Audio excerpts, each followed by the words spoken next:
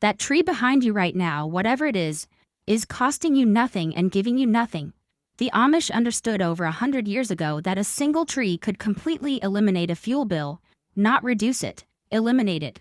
And the reason you have never heard about this is not accidental. The first time I walked into a working farm near Millersburg, Ohio, I spent 10 minutes looking for the fuel tank. There was no tank. There was a tree, a single press, and a diesel engine was running clean, with no smoke, no smell, and no monthly cost attached to it. That tree is called Morina oleifera. And before this video ends, I'm going to show you something from a World Health Organization field report from 2007, a document that very few people outside international relief organizations have ever seen, which proves this tree does something even more valuable than fuel. Something you can use this weekend in any home, in any state, regardless of how old your house is. Stay with me until the end, because that part changes everything. What you are about to learn explains why that tree disappeared from nearly every American farm between 1920 and 1930, and why one man with a pipeline spent 50 years making sure you never learned its name. Right now, the price of your fuel is being decided by people in rooms you will never enter, based on events you had no control over. It has always worked this way. The Amish realized long ago that the only solution to that problem is to stop depending on their fuel. Here is where most people misunderstand. When people talk about alternative energy, they imagine solar panels, wind turbines, expensive equipment, complex permits, and contractors who never arrive on time. That is not what this is. What the Amish discovered was not technology. It was biology. They identified a tree that produces oil, real oil, cold-pressed, with no refining required, that can run a diesel engine without any modification. The seeds contain between 38 and 40% oil by weight. The oil is about 70% oleic acid, the same composition found in olive oil. It burns clean, produces no smoke, and does not freeze. You press the seeds, pour the oil into the tank, and the engine runs. One mature tree produces 3 to 5 liters of oil each year. 100 trees can produce enough oil to power a small farm indefinitely. No drilling, no pipelines, no refineries, no monthly bills. The Amish have been operating machinery on pressed vegetable oil in Lancaster County and Holmes County for generations, not as an experiment, but as a reliable, standard practice that has consistently worked. The tree grows up to 15 feet in its first year. It produces seeds within the first year. Those seeds remain usable for up to 5 years without refrigeration. The tree can survive months without water. It requires no fertilizer and no pesticides. It lives for around 20 years from a single planting, and during that time, it fixes nitrogen in the soil, improving the land for other crops planted nearby. There is no maintenance cost. There is no supply chain. There is no invoice. Now you are probably wondering why you have never heard about this before. And this is where the history becomes important. In 1900, at the Paris World Exhibition, Rudolf Diesel stood before a crowd and demonstrated his engine running on peanut oil, not petroleum, but vegetable oil. He wrote in his journal that vegetable oils could one day become as important as petroleum and its products. He believed the engine he created would free farmers from dependence on centralized fuel systems. That was his vision. He published it and spoke about it openly. 8 years later, Henry Ford introduced the Model T. That car was originally designed to run on gasoline or ethanol. Ford stated publicly, in a direct quote from 1908, that fuel exists in every piece of vegetable matter that can be fermented. Ford envisioned a future where every American farmer could produce their own fuel. That future was entirely possible. The technology existed, the knowledge existed, and the infrastructure could have been developed. But John D. Rockefeller had already begun building something different. By 1880, Rockefeller controlled 90% of oil refining in the United States through Standard Oil. His strategy was not to create a better product, but to eliminate competition through pricing. He sold kerosene below cost until competitors were forced out of the market, then raised prices once they were gone. He was not simply selling fuel. He was creating dependency. And once that dependency was established, it was protected. By 1925, lobbying by the oil industry had ensured that only gasoline was widely available at filling stations across America. States passed laws that restricted the sale of ethanol.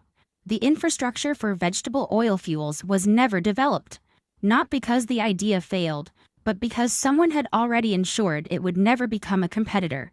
Rudolf Diesel died in 1913 after falling from a ship while crossing the English Channel. The official ruling was suicide. His engine went on to power the world. But his original vision, vegetable oil, farmer independence, no reliance on petroleum, was quietly set aside. However, one thing could not be erased. The Amish never adopted the system. Their religious beliefs kept them from depending on centralized supply chains. They continued pressing oil from seeds. They kept planting trees. They preserved the knowledge, not as a form of protest or political stance, but simply because it worked and required no permission to use. Now, if you already own a home and think this only applies to those starting from scratch, stay with me. This next section is for you.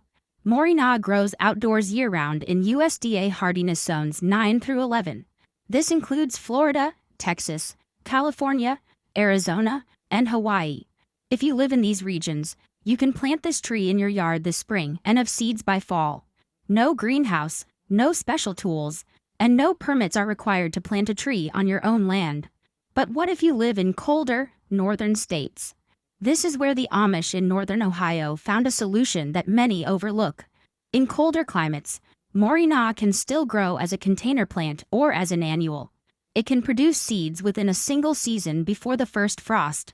You can grow it in a large pot, bring it indoors before winter, and grow it again the following season. More importantly, the Amish in northern Ohio do not rely only on Morina. They use a mix of sunflower oil and hemp seed oil for small machines and diesel equipment. Both crops grow well in cold climates. Both can be pressed cleanly. And both can run in diesel engines without modification. Sunflower seeds contain about 45 to 50% oil by weight. Hemp seeds contain around 25 to 35%. Neither requires refining.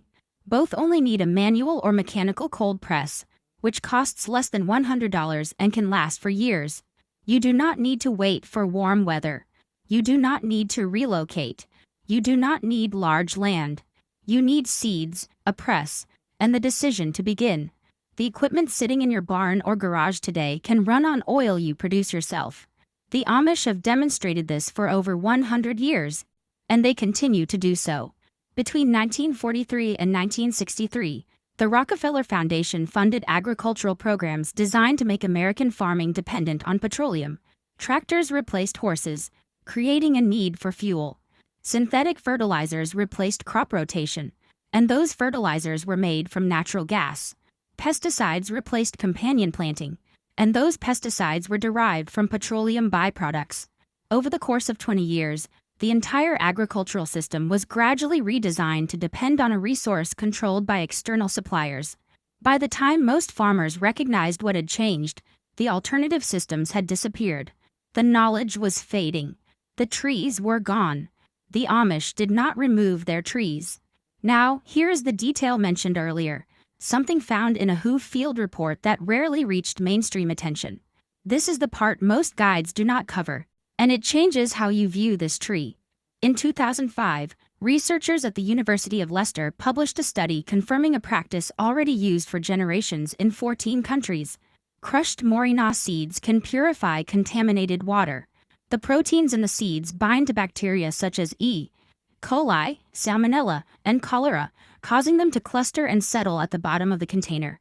In controlled tests, bacteria levels were reduced by 90 to 99% within 30 minutes. One seed can treat 1 liter of water. The World Health Organization documented this in a 2007 field report covering use across Africa, Asia, and Central America. Relief groups used Morina seeds in disaster areas because they worked quickly and reliably in field conditions. They could be grown locally, stored without refrigeration, and used without special training or equipment. One mature Morina tree can produce enough seeds to purify a family's water supply for an entire year. The same tree can power a small diesel engine. The same tree requires little to no maintenance. The same tree improves soil quality. The same tree has been grown by the Amish since Mennonite missionaries introduced it from India and Africa in the early 1900s, documenting its uses in their agricultural records. A single tree that fuels, feeds, and purifies. Growing in your yard with minimal cost after planting. This knowledge was never locked away. It existed in mission reports, who documents, and academic studies that were simply never widely shared. The system established by Rockefeller in 1880 did not need to ban this tree. It only needed to ensure that people never considered planting it. That system is still in place. But now you understand, the fuel expense was never unavoidable. It was designed. And the proof has been growing in plain sight the entire time. If you believe that practical knowledge has been overlooked to protect profit, then you already understand what comes next. This is not coincidence. And it is not folklore. It is documented, verified, and recorded in reports that rarely reach the public. Now, I want to ask you one question.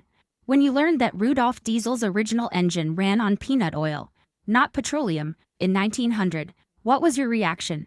Share your answer in the comments. I read every response. And consider whether this changed how you view the first fuel bill you ever paid.